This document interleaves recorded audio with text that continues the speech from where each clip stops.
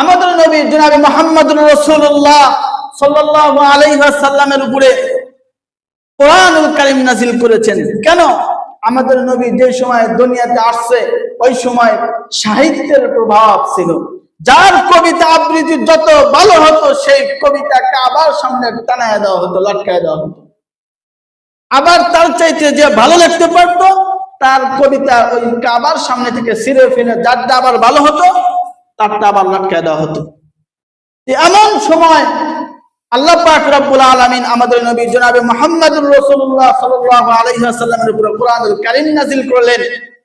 এমন সাহিত্যপূর্ণ কিতাব নাযিল করলেন। নাযিল করার পরে আল্লাহ পাক চ্যালেঞ্জ ছুড়ে মারলেন যে তোমাদের যদি বিন্দু মাত্র এই কোরআনুল কারীমের ব্যাপারে কোনো সন্দেহ থাকে তাহলে আমি আল্লাহকে বাদ দিয়ে যত দার্শনিক, যত কবি, যত মানুষ তোমরা আছো সবাই মিলে ৭০ থেকে ৭০ একটা সূরা তোমরা নাযিল করে নিয়ে আসো।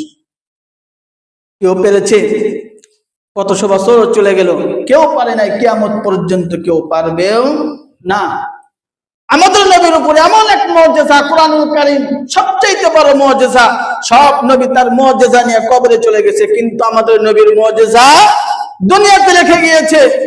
কোরআনুল কারীম আমাদের নবী নিয়ে যায় না, বরং মুজিজা রেখে গিয়েছে। আর সব নবী তাদের মুজিজা নিয়ে কবরে চলে গিয়েছে। আজও পর্যন্ত কোরআনুল কারীমের কেউ কোনো ভুল ধরতে পারে না, কিয়ামত পর্যন্ত কেউ পারবে না।